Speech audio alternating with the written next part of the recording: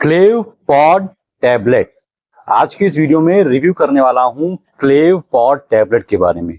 अगर बात करूं इसके यूज के बारे में, इसका इस्तेमाल क्यों होता है, इसको डॉक्टर प्रिस्क्राइब क्यों करते हैं, तो ये एक प्रकार की एंटीबायोटिक दवा होती है।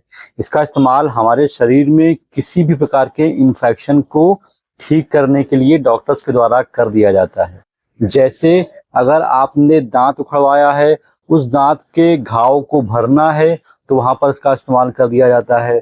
अगर आपको फेफड़े में कोई इन्फेक्शन है तो उस इन्फेक्शन को ठीक करने के लिए इस्तेमाल कर दिया जाता है। अगर किसी का कोई एक्सीडेंट हो गया है, उस घाव को भरना है तो वहां भी इसका इस्तेमाल कर दिया जाता है। कुल मिलाकर के ये एक एंटीबायोटिक होती है और जहां पर भी बैक्टीरिया के इन्फेक्शन के चांसेस होते हैं उसको कम करना होता है या फिर उसको हटाना होता है, तो ऐसे स्थिति में इसका इस्तेमाल किया जाता है।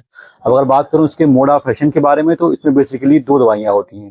पहला होता है सेफोडॉक्सिन और दूसरा होता है क्लेवनिक एसिड। सेफोडॉक्सिन एक प्रकार का एंटीबायोटिक होता है, ये बैक्टीरिया के सेल वॉल सिंथेसिस को इनहिबिट करता है। और जो क्लेवनिक एसिड होता है ये प्रकार का बीटा लैक्टेमेज इनहिबिटर होता है।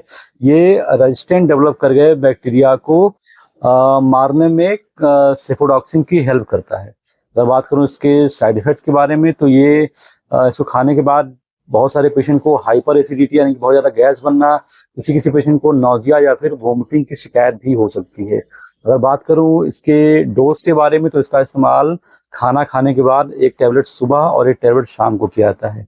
अंत में बात करूं इसकी कंपनी और क्वालिटी के बारे में, तो ये एल्केम कंपनी की दवा है। एल्केम इंडियन मार्केट में अच्छा रेपुटेशन रखती है, क्वालिटी वाइज ये बहुत अच्छी होती है। अगर बात करूं एमआरपी के बारे में, तो ये आपको 32 रुपए की एक टैबलेट बड़े ही आराम से मिल जाती है।